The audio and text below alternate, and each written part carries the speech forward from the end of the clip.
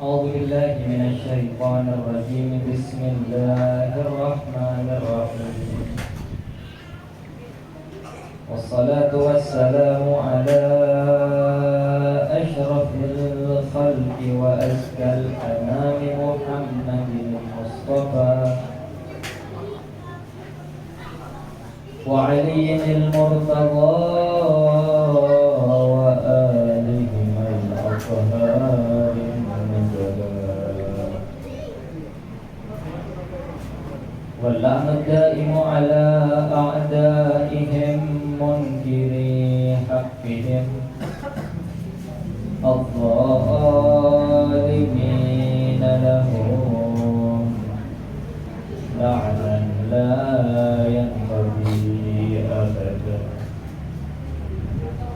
صلى الله عليك يا سيدي ويا مولاي يا أبا عبد الله.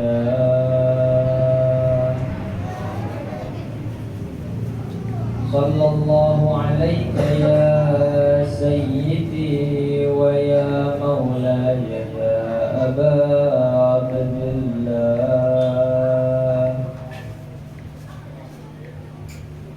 صلى الله عليك يا صريع الدمعة الساكبة ويا صاحب المصيبة الراكبة. حبيبي يا حسين، حبيبي يا حسين، حبيبي يا حسين، نور عيني يا حسين. صلى الله عليك وعلى الشهداء بين يديك. روحي وأرواح شيعتك لك الفداء، روحي وأرواح شيعتك لك الفداء. فيا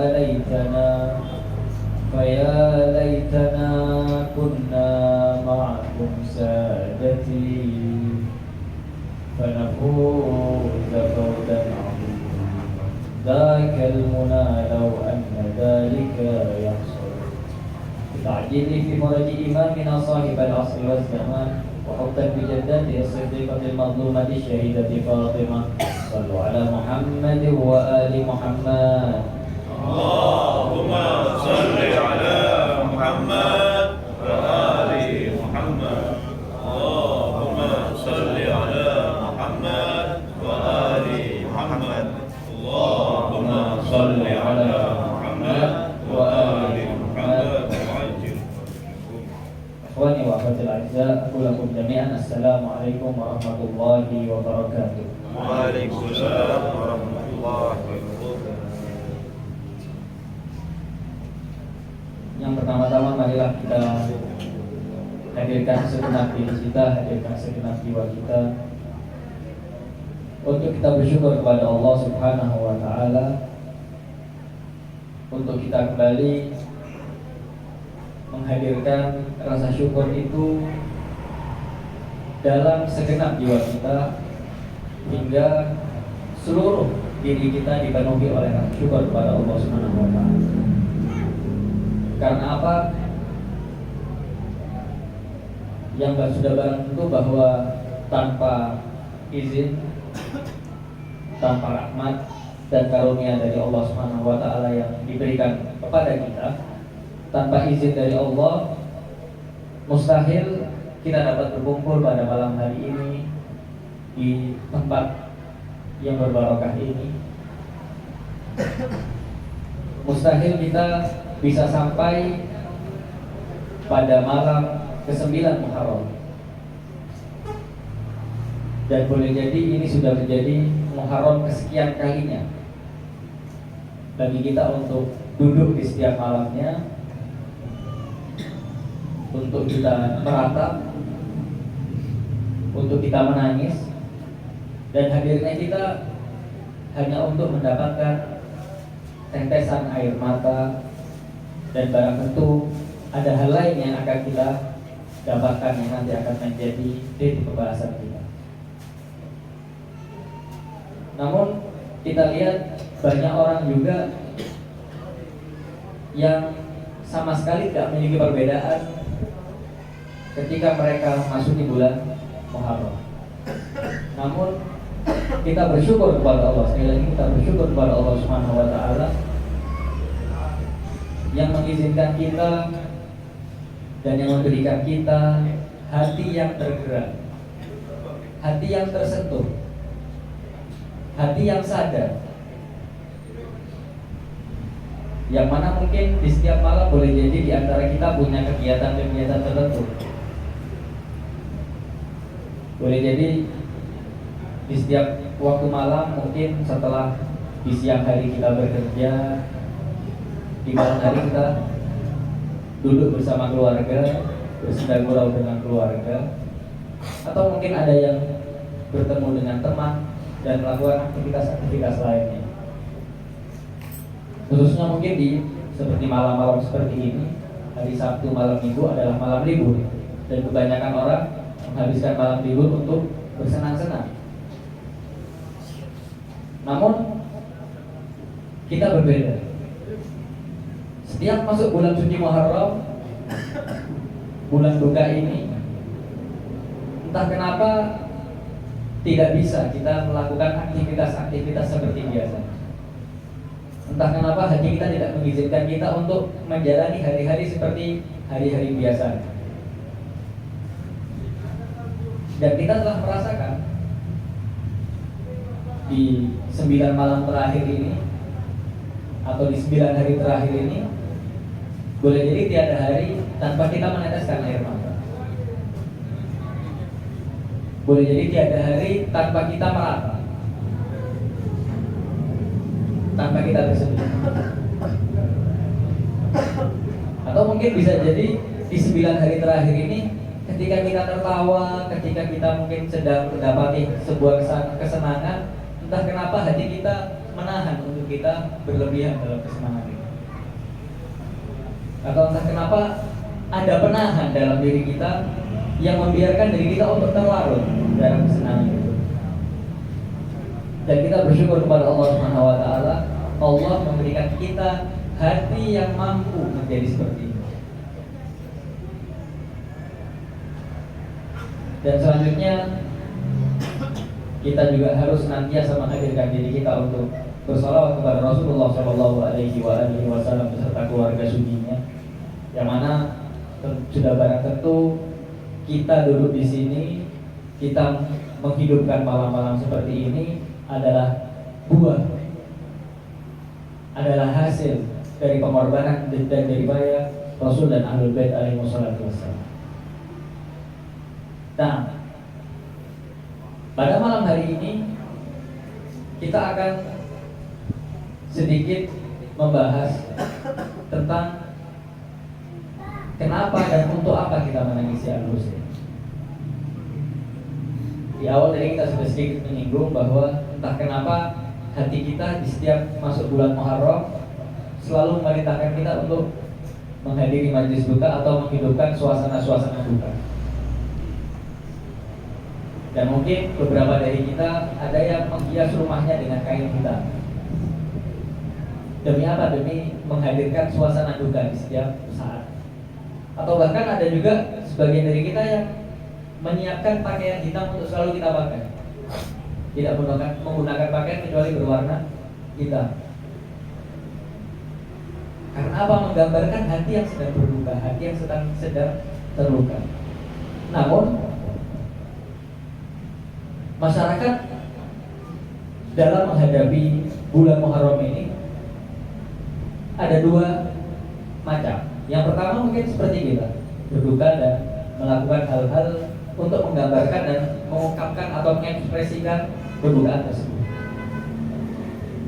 Namun ada masyarakat juga yang golongan masyarakat yang berusaha membuat gambaran peristiwa yang terjadi di bulan Muharram ini peristiwa biasa-biasa saja, peristiwa yang wajar, peristiwa yang cukup kita berduka lalu selesai.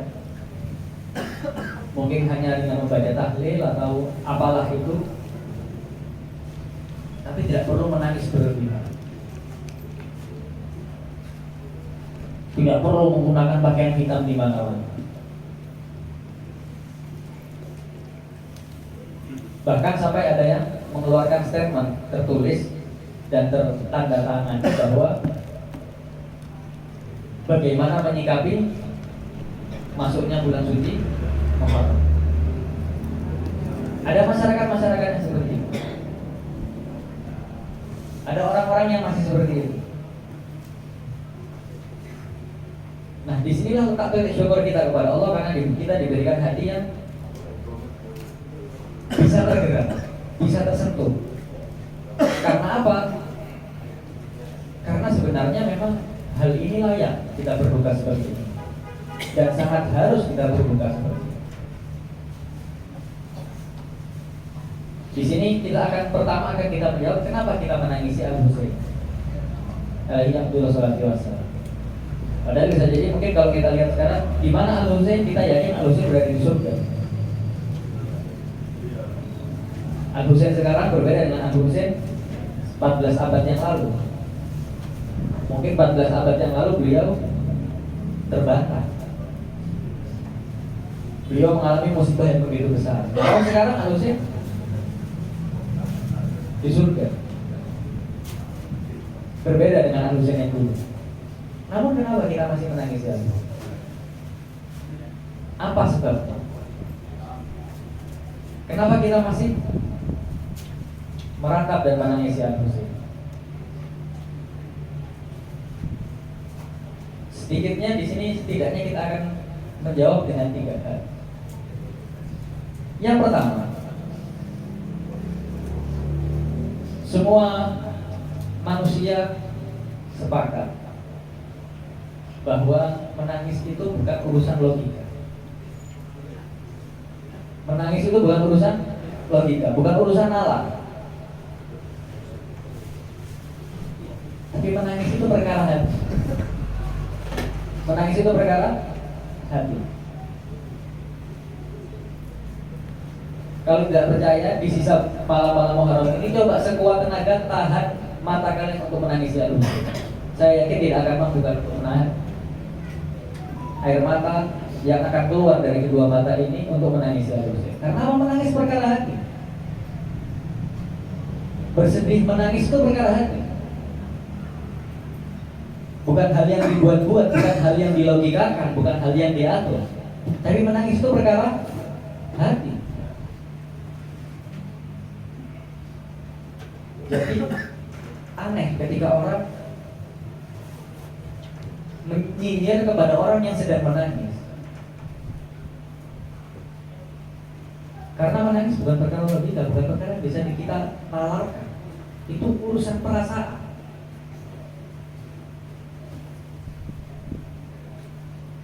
Bisa jadi ada seseorang ketika barangnya rusak biasa saja, tapi ada orang yang mungkin karena dia menghargai barangnya atau menghargai siapa yang memberikan barang ini, ketika barangnya rusak dia bisa menangis.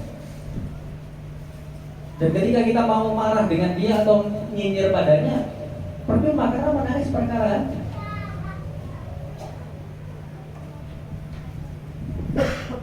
Karena menangis perkara hati.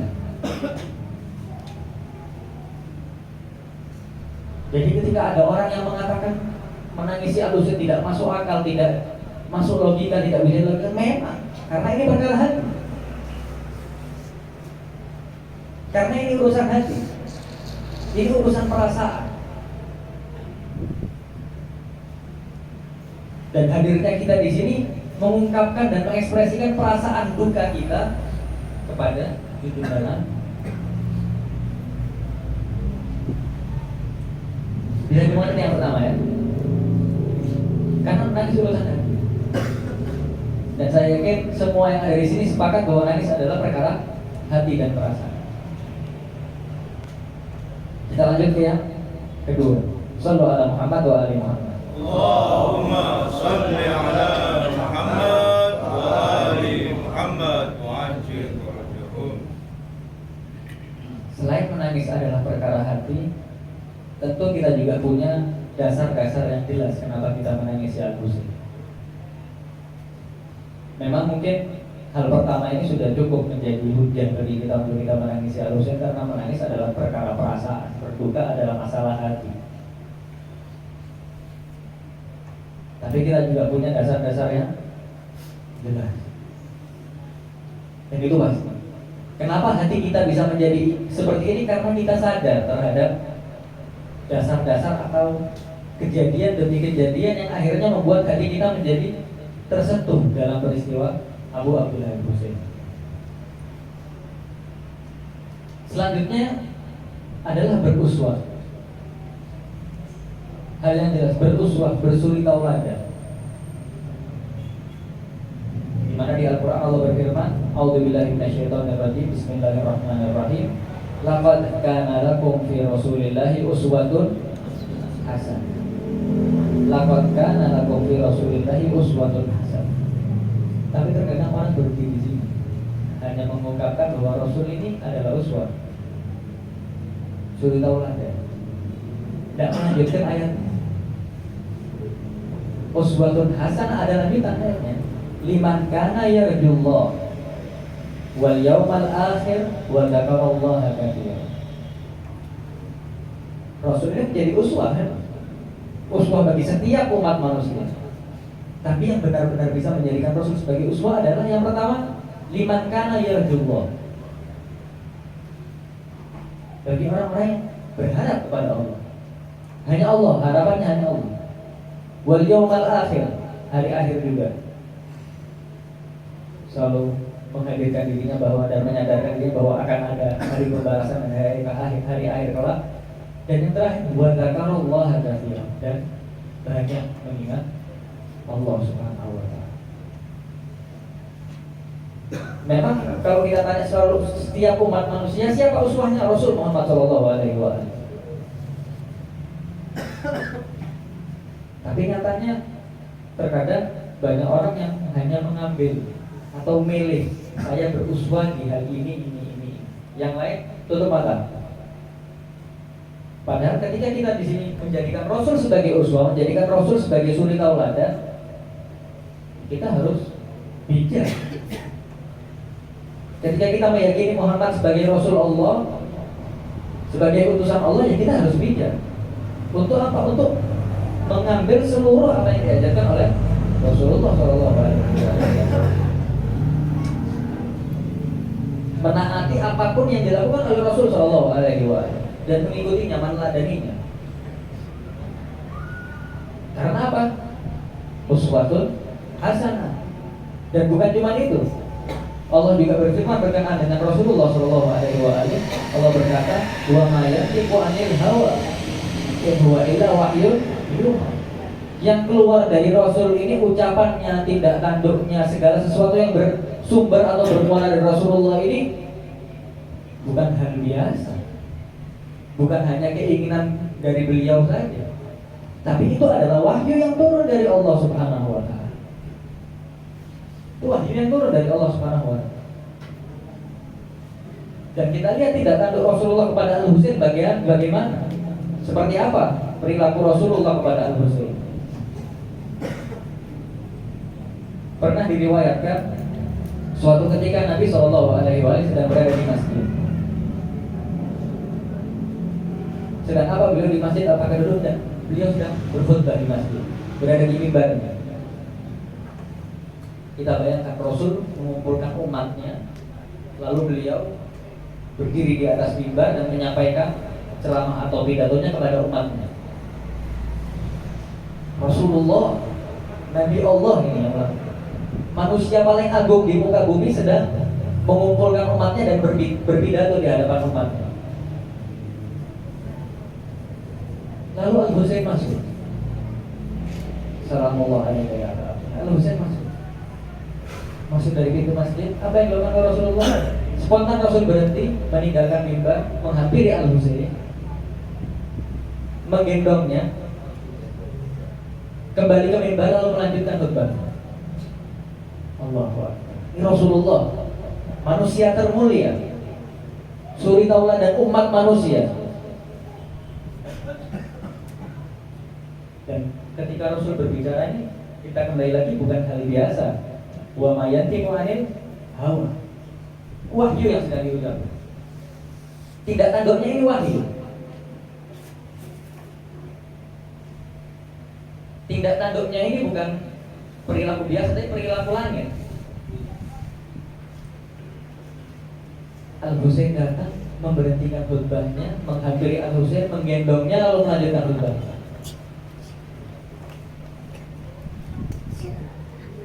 Jika seandainya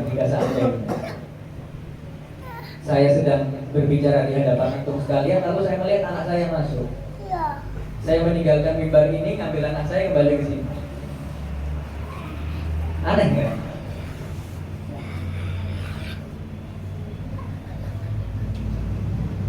Akhirnya salah satu sahabat karena keheranan sampai Rasul meninggalkan mimbar, dia sedang berbicara, bertanya kepada Rasulullah, ya Rasulullah, kenapa engkau sampai meninggalkan mimbar? Padahal engkau tengah-tengah berbicara kepada kami. Wajar. Bingung mereka, kenapa ini? Ini wahyu loh. Apa alasan dibalik wahyu yang turun ini? Kenapa Rasul sampai meninggalkan mimbar? Bertanya. Akhirnya Rasul menjawab, aku tak mampu untuk melanjutkan khutbahku sedangkan aku melihat Al-Husain datang menghampiri. Oleh karenanya, mau tidak mau aku harus mengambilnya, menghampirinya, menggendongnya dan baru melanjutkan khutbah. Karena apa? Karena yang menghampiri ini adalah Al-Husain. Kita lihat bentuk penghormatan atau bentuk Nabi berusaha menggambarkan kepada umat bahwa Al-Husain ini adalah sosok yang mulia. Bukankah kita mendengar bahwa ketika Rasul sholat, beliau sujud, Al-Husain bermain di punggungnya. Beliau tak kunjung bangun dari sujudnya sampai menunggu Al-Husain selesai bermain di punggungnya. Baik lagi ya, suwa ma yantiqu anil hawa in huwa illa wahyun yuha. Rasul sallallahu alaihi wasallam. Ini perilaku Rasul kepada Al-Husain.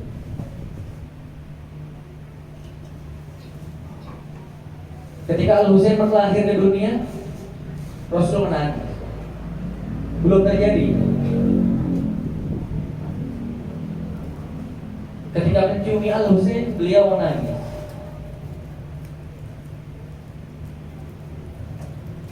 Bahkan Allah Subhanahu wa ta'ala pun telah menghidupkan majelis duka Al-Husain ini, memberitahukan dan mengabarkan kepada nabi-nabi terdahulu sebelum Rasulullah diutus di dunia. Tentu Rasul adalah awalun nabiyyin. Rasul mengatakan, aku sudah menjadi nabi sementara Adam masih berupa air dan tanah.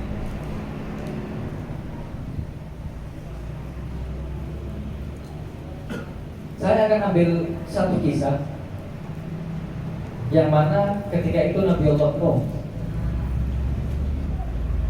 yang tengah sedang membuat bahteranya, Jibril datang membawa 5 mismar atau 5 paku. Akhirnya Nabi Allah Nuh ingin memasukkan paku-paku itu ke bahteranya sembari bertawassul kepada pemilik 5 mismar itu. Ketika paku pertama diambil, bercahaya. Terkejut Nabi Allah dan bertanya, apa ini? Malaikat menjawab, itu adalah cahaya Muhammadul Mustafa. Paku kedua bercahaya. Ini adalah cahaya Ali al-Murtadha. Paku ketiga bercahaya lagi, nanya lagi itu apa ya? Ini adalah paku Fatimah Az-Zahra Sayyidatun Nisa'il Alamin. Paku keempat bercahaya lagi. Ini adalah paku Hasan al-Mujtaba, paku terakhir, paku kelima, bercahaya. Tapi Nabi Nuh tidak bertanya cahaya apa. Nabi Allah Nuh menanyakan, wahai malaikat, wahai Jibril, kenapa ketika aku memegang paku ini hatiku terasa hancur? Hatiku terasa seakan aku ingin menangis. Ada apa dengan paku ini? Jibril pun mengatakan, ini adalah paku Sayyidul Syuhada Abi Abdillah al-Husain. Lalu ketika itu, dibayangkan berapa abad sebelum Al-Husain lahir. Lalu malaikat Jibril memberikan gambaran peristiwa Karbala yang akan terjadi nanti kepada Nabi Allah, dan di situ beliau menangis. Ini berapa lama sebelum Al-Husain lahir di dunia? Allah Subhanahu wa Ta'ala sudah menyiarkan, sudah menggaungkan, dan bahkan dalam riwayat dikatakan seluruh Anbiya Allah menangis untuk Al-Husain, mulai Adam sampai Fatim, semuanya menangis di Al-Husain.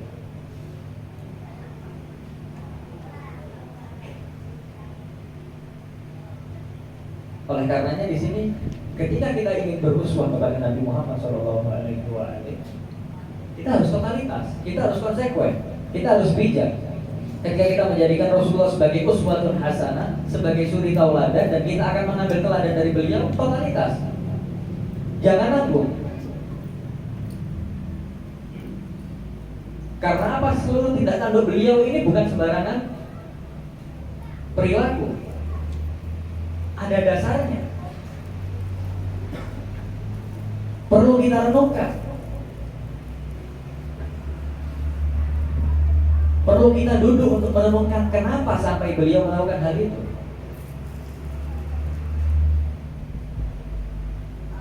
Kenapa Pak perlu direnungkan? Karena Ahlul Bait alaihi wassalatu wassalam itu bisa kita katakan sebagai Al-Qur'anun Natiq, Al-Quran yang berbicara.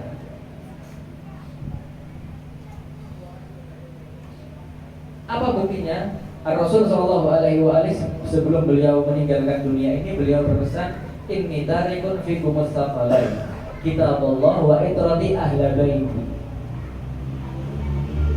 ma in tamassaktum bihima lan tadillu ba'di. Aku meninggalkan pada kalian dua pusaka. Yang pertama kitabullah, dan yang kedua adalah itraku ahlul bait. Selama kalian berpegang teguh kepada keduanya, kalian tidak akan tersesat meninggalnya. Wahuma, dan keduanya lan yaftariqu, tidak akan pernah terpisah, satu kesatuan. Hatta yarida alayyal haud, sampai bertemu di haud nanti. Ini satu kesatuan, tidak bisa dipisahkan. Karena apa? Yang pertama kitab Allah adalah Al-Qur'anus Shomit, Al-Quran yang dia kitab. Tapi yang kedua adalah Al-Qur'anun Natiq, tidak bisa dipisahkan ini. Karena apa? Kalian tidak akan pernah bisa memahami sesuatu yang suci ini selain melalui sosok yang suci. Tidak bisa memahami sesuatu yang tanpa keraguan, dzalikal kitabul la raiba fi, kecuali dari orang-orang yang tanpa keraguan, yang benar-benar mengetahui. Dari al-mutahharun, la yamassuhu illal mutahharun. Dan kita lihat bagaimana Allah SWT berfirman tentang cara kita untuk mendapatkan rahmat dari Al-Quran. Cara untuk kita mendapatkan rahmat dari Al-Quran.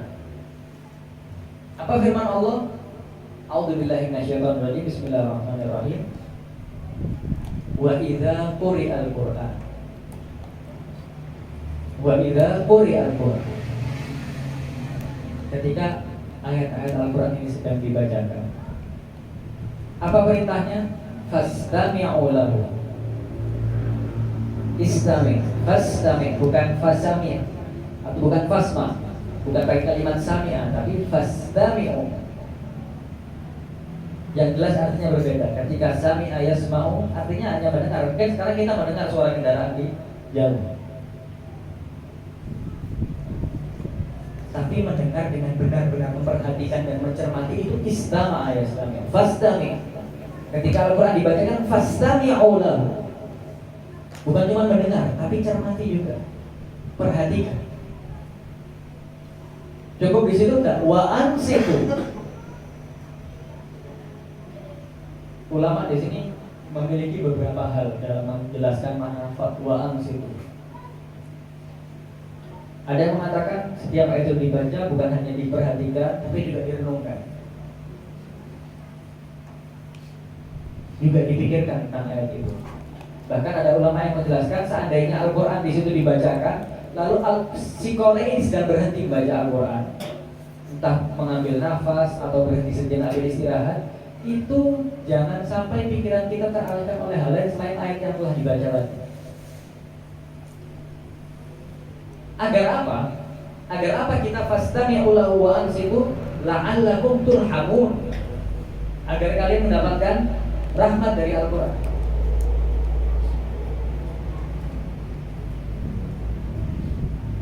Ketika Al-Quranus Shamil ini kita memiliki kewajiban atau memiliki tugas untuk mendapatkan rahmat darinya dengan fastami'u lahu wa ansitu, dengan kita mencermati, merenungkan, mentadabburi dan lain sebagainya, maka tindak tanduk manusia suci, tindak tanduk Al-Qur'anun Natik ini kita juga harus merenungkannya. Kita juga harus bertadabbur kepadanya. Kita juga harus mencermatinya. Kita juga harus memperhatikannya. Agar apa? La'allakum turhamun.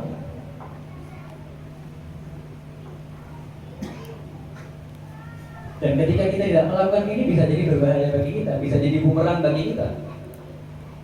Kita mungkin pernah mendengar bahwa membunuh Amirul Mukminin Ali bin Abi Thalib alaihi wasallam adalah seorang yang menghafal Al-Quran, menghafal Al-Quran, hafizul Quran. Tapi karena tanpa fastami'u lahu wa ansitu, gagal. La'allakum turhamun ini gagal. Akhirnya apa? Dia tetap membunuh manusia paling suci setelah Rasulullah SAW, manusia paling mulia setelah Rasulullah SAW. Karena apa? Tidak lengkap. Itu yang kedua, bahwa kita menangis ini kita juga beruswah, dan beruswah bukan sembarang beruswah, kita beruswah dengan totalitas kepada Rasulullah SAW. Dan begitu juga hal-hal selain beliau menangisi Al-Husain, bagaimana akhlak beliau, bagaimana pribadi beliau, bagaimana beliau menghadapi orang yang membencinya, itu juga kewajiban kita untuk beruswah kepada Rasulullah SAW. Namun kenapa kita membahas hal ini? Karena pada malam ini kita berada pada malam-malam Abi Abdullah Husain alaihi wassalam. Selanjutnya yang ketiga, kenapa kita menangisi Al-Husain? Karena dalam Al-Quran dikisahkan ketika Nabiullah Musa dan Bani Israel ketika itu dikejar oleh Fir'aun dan tentaranya, hingga ketika mereka sampai di depan laut, Allah memerintahkan Nabi Allah Musa untuk ya Musa idrib bi asaka al-bahr, hingga akhirnya laut itu terbelah dan Nabi Allah Musa bersama para pengikutnya bisa melewati laut itu. Namun setelah akhirnya mereka sampai di tepi laut, Allah berfirman dalam Al-Quran, Bismillahirrahmanirrahim, watrukil bahra rahwan innahum jundun mughraqun. Kata Allah, dan biarkanlah laut itu terbelah, biarkan saja. Innahum jundun mughraqun. Fir'aun dan tentaranya akan tenggelam. biar tidak usah dia apa-apa, nanti mereka akan mengerti. Lalu Allah melanjutkan firman-Nya, kam taraku min jannatin wa uyun. Di sini Allah mulai memberikan sifat atau menjelaskan bahwa Fir'aun dan tentaranya ini telah banyak meningkat. Di situ Allah berfirman, kam taraku min jannatin wa uyun, betapa banyak taman-taman, keindahan-keindahan dan mata-mata air yang mereka tinggalkan. Wa zuru'i wa maqamin karim, juga kebun-kebun serta tempat-tempat kediaman yang indah. Wa na'matin kanu fiha fakihin, dan nikmat-nikmat atau kesenangan-kesenangan yang dapat mereka nikmati di sana, tapi mereka tinggalkan. Lalu Allah melanjutkan, kadzalika wa awrathnaha qauman akharin. Dan demikianlah dan kami wariskan semua ini pada kaum-kaum yang lain. Jadi hal ini juga berlaku bukan hanya pada Fir'aun dan tentaranya. Ketika kita ingkar terhadap ayat-ayat Allah, ketika kita meninggalkan ayat-ayat Allah, ketika kita tidak menjunjung tinggi ayat-ayat Allah, maka hal ini juga berlaku bagi kita. Lalu apa di situ? Allah melanjutkan firman-Nya, fama bakat alaihimus sama'u wal ardh wa ma kanu munzirin. Apa itu Allah mengatakan fama bakat alaihimus sama'u wal ardh, dan langit dan bumi tidak menangis pada mereka, tidak menangisi mereka, tidak sedih atas kematian mereka. Wa ma kanu munzirin, dan mereka tidak diberi penangguhan. Kita lihat Al-Quran, Allah SWT dalam firman-Nya menggambarkan bahwa ketika sosok atau orang ini ingkar, tidak mengindahkan ayat-ayat Allah, tidak menjunjung tinggi kebenaran, kufur terhadap nikmat-nikmat Allah, ketika mereka mati, fama bakat alaihimus sama'u wal ardh, langit dan bumi tidak menangis bagi mereka. Pertanyaannya, ketika sosok yang mulia, ketika sosok yang menjunjung tinggi ayat-ayat Allah, ketika manusia itu mengorbankan segala sesuatunya untuk Allah Subhanahu wa taala, untuk menggapai keridhaan Allah, mana mungkin bisa langit dan bumi tidak menangis atas kematian atau kepergiannya? Dan inilah yang dilakukan oleh Abu Abdillah al-Husain.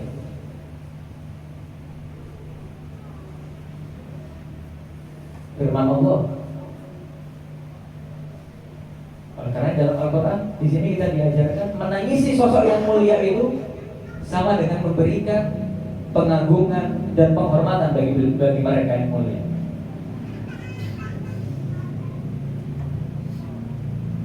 Tapi ketika orang itu ingkar, orang itu tidak mengindahkan ayat-ayat Allah, fama bakat alaihimus sama'u wal ardh wa ma kanu munzirin. Maka mafhum mukhalafah dari ayat ini, pasti ketika sosok itu menjunjung tinggi ayat-ayat Allah, sudah barang pasti bahwa langit dan bumi pasti menangisi sosok tersebut. Oleh karenanya yang berduka pada saat-saat seperti ini bukan hanya kita, tapi langit dan bumi pun juga menangis. Imam Ja'far Shadiq mengabarkan kepada kita bahwa setiap masuk bulan Muharram, Sayyidatuna Fatimah Az-Zahra di arsy Allah kembali mengibarkan gamis Al-Husain yang berlumuran darah. Dan apa kata Imam Ja'far Shadiq? Dan pecinta kami, Syiah kami, pengikut kami akan melihat hal itu dengan mata hati, dengan basirah.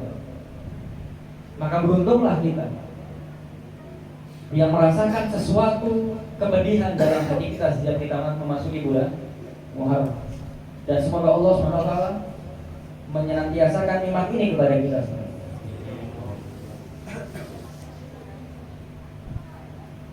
Setelah kita mengetahui kenapa kita menangisi Al-Husain, apa sebab kita menangisi Al-Husain, sedikitnya kita juga ingin memberitahu kepada dunia bahwa kita duduk ini bukan cuma menangis. Kita memang menangis, dan inti dari kegiatan kita adalah menangis. Tapi tangisan kita ini Bukan kita harus memberitahukan dunia bahwa tangisan kita ini bukan tangisan basa-basi. Tangisan kita ini bukan tangisan sesaat. Karena apa? Selain kita menyadari dan menganggap bahwa peristiwa yang terjadi di bulan Muharram ini adalah peristiwa yang sangat menyayat-nyayat hati, tapi di sini kita juga menjadikan Karbala, Asyura sebagai sebuah madrasah, sebagai sebuah sekolah. Karena apa? Kita dapat mendapati banyak pelajaran di sana. Dan pelajaran ini untuk siapapun. Untuk pria, untuk wanita, anak kecil, anak muda, orang yang baru menikah, orang yang sudah tua renta, semuanya ada di sana. Orang yang sudah berlumuran dosa ada di sana. Segala aspek, segala sisi ada. Pengusaha ada di sana.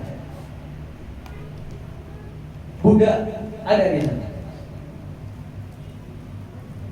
Ini madrasah yang sangat luas. Dan tujuan kita setiap tahunnya kita ini mengulang-ulang hal ini karena kita menyadari pasti setiap kita datang pasti kita dapat pelajaran baru.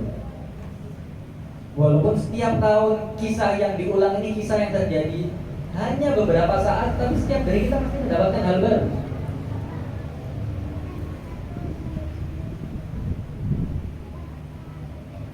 Karena apa? Ini tindakan berwahyu yang berperilaku ini bukan perilaku biasa, perilaku manusia suci. Oleh karenanya ketika kita merenungkannya pasti kita akan mendapatkan banyak ilmu, banyak manfaat, banyak hikmah.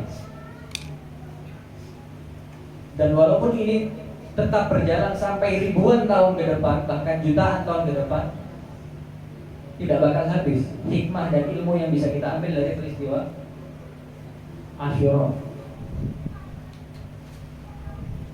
Dan ini kita buktikan kan, setiap tahunnya kita mendapatkan hal baru. Bahkan subhanallah, di beberapa waktu yang lalu saya pernah mendengar ceramah salah seorang khatib. Saya mendengar ceramah itu dari awal sampai akhir. Saya mendapatkan insight, saya mendapatkan pemahaman baru, saya tulis. Dan beberapa tahun kemudian, setelahnya saya kembali ingin mendengar ceramah ini lagi. Dan subhanallah, mendengar hal yang sama saya mendapatkan pemahaman yang berbeda. Karena apa? Ini adalah hikmah Al-Husaini. Dan saya yakin bisa jadi ceramah, maktam dan segala sesuatu yang diucapkan dan diungkapkan di majelis-majelis azab, majelis-majelis Imam Husaini ini bisa jadi beberapa dari kita sudah menghafalnya, sudah mengetahuinya, sudah memahami. Tapi luasnya hikmah Ahlul Bait bukan hanya untuk dikaji 1, 2, 3, 10, 20, 100, 200 tahun 1000, 2000 tahun. Sekarang kita sudah berjalan 14 abad kajian terhadap Al-Husaini alaihi wassalam. Dan insya Allah peristiwa pengenalan terhadap Al-Husain kita akan berjanji pada diri kita sendiri. Dan saya yakin kita semua sudah memiliki janji itu. Sepanjang apapun kita hidup, tidak mungkin ketika bulan Muharram tiba lalu kita meninggalkan Al-Husain. Nah, sebagai penutup, demi kita mendapatkan sesuatu, kita akan mengambil hikmah. Salah satu hikmah dari peristiwa yang terjadi di 10 Muharram atau dari madrasah yang luas ini, madrasah Asyura, yang segala macam ilmu ada di sana, kita akan mengambil hikmah dari seseorang yang kita anggap beliau sudah lulus dari Fakultas Karbala. Siapa beliau? Beliau adalah Sayyid Ruhillah Al-Musawi Al-Humayni.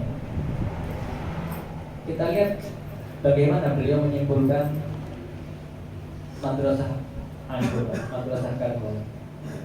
Beliau mengatakan kullu yaumin Asyura wa kullu ardin Karbala. Setiap hari adalah Asyura dan setiap jengkal dari bumi adalah Karbala. Apakah maksudnya itu agar kita setiap hari menangis? Apakah maksudnya itu agar kita setiap hari merana?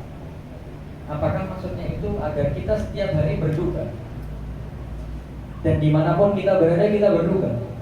Dimanapun kita berada kita menangis. Dimanapun kita berada kita merata. Apakah itu maksudnya? Sedangkan Al-Imam Ja'far Shadiq alaihi wassalam pernah mengatakan bahwa syi'atuna man khuliqa min fa'idi dinatina. Apa sifat dari syiah kami? Yafrahu li farahina wa yahzanu li husnina. Berbahagia ketika kita bahagia, di hari-hari bahagia kita, di saat-saat bahagia kita, dan bersedih ketika kita bersedih. Syi'atuna khuliqa min fa'idi dinatina yafrahu li farahina wa yahzanu li husnina. Berarti tidak cocok ketika setiap saat kita bersedih dan di setiap tempat kita bersedih dan berduka. Lalu apa maksudnya? Yang bisa kita ambil adalah bahwa setiap zaman akan ada Husain di zaman itu. Dan begitu juga Yazid di zaman itu selalu ada. Dan kita menghidupkan majlis-majlis ini, majlis-majlis azan ini, bukan hanya untuk menangis, tapi bagaimana kita mendidik jiwa kita, mendidik diri kita agar jiwa dan diri kita menjadi jiwa Husain. Jiwa dan diri kita menjadi jiwa Husain. Menjadi jiwa Husaini berarti kita juga menjadi jiwa Hasani. Menjadi jiwa Hasani berarti kita memiliki jiwa Fatimi, memiliki jiwa Alawi, dan juga memiliki jiwa Muhammad. Karena apa? Mereka satu kesatuan. Dan ketika kita nanti siap menyatakan siap dan menyatakan ingin membela sahih berzamani Hujjah ajallahu taala farajahu syarif Al-Imam Mahdi, sudah barang tentu salah satu syaratnya bahwa jiwa kita harus jiwa Mahdawi. Dan memiliki jiwa Mahdawi tidak mungkin kita melewatkan jiwa Husain. Oleh karenanya hadirnya kita pada majlis-majlis seperti ini agar jiwa Husain ini menjadi karakter kita. Diri kita menjadi diri Husain.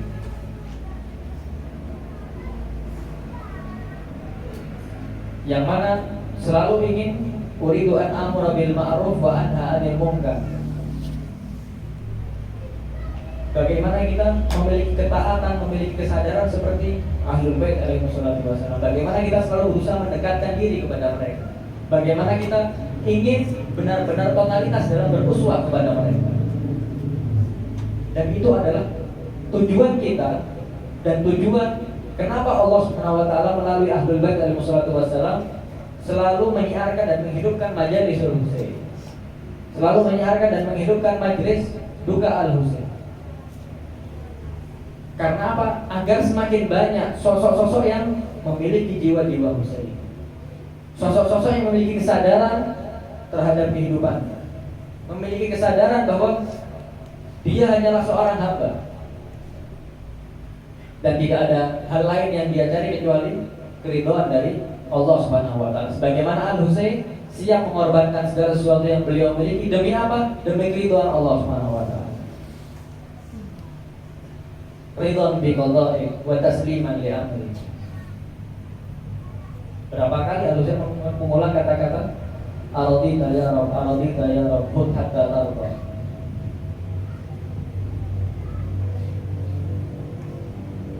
Dan bagaimana ketika cara kita untuk bisa menjadi sosok Husain ini? Allah SWT mengatakan dalam firman-Nya, dan saya akan tutup dengan ayat ini. A'udzubillahi minasyaitonir rajim. Bismillahirrahmanirrahim. Innallaha ashtara minal mu'minina anfusahum wa amwalahum bi anna lahumul jannah. Apa yang dikatakan oleh Allah? Sesungguhnya Allah, innallaha ashtara, sesungguhnya Allah membeli minal mu'minin, dari orang-orang mukmin, orang-orang yang beriman. Apa yang dibeli? Yang pertama, anfusahum, jiwa-jiwa mereka. Yang kedua, baru wa amwalahum, baru harta benda apa yang mereka miliki. Tapi yang paling penting yang pertama, jiwanya yang dibeli. Oleh karenanya, syiar dan pergerakan Al-Husain ini menuntut jiwa. Di perjalanan menuju Karbala, Al-Husain sempat mengajak salah seorang untuk bergabung dengan pasukannya. Orang ini menjawab, ya Husain, aku tidak bisa ikut, tapi aku punya kuda, aku punya pedang, ini bisa dipakai. Kata Al-Husain, tidak. Kenapa? Al-Husain tidak butuh kuda. Al-Husain punya kuda Rasulullah SAW. Al-Husain tidak butuh pedang, punya pedang Rasulullah SAW. Yang dibutuhkan apa? Nafs, jiwa.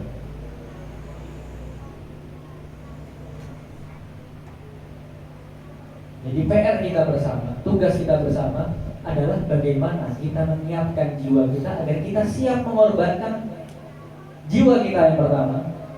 Baru kalau kita sudah bisa siap mengorbankan jiwa yang lain, gampang. Bagaimana kita menyiapkan jiwa kita korbankan untuk menjunjung tinggi ayat-ayat Allah, untuk menjunjung tinggi nama Allah, untuk menjunjung tinggi agama Allah, demi menjadi sosok yang taat kepada Allah, yang taat kepada agama Allah, hingga kita bisa berguna untuk agama Allah, untuk masyarakat, untuk lingkungan, dan tentu untuk bangsa kita. Wassalamualaikum warahmatullahi wabarakatuh. Waalaikumsalam.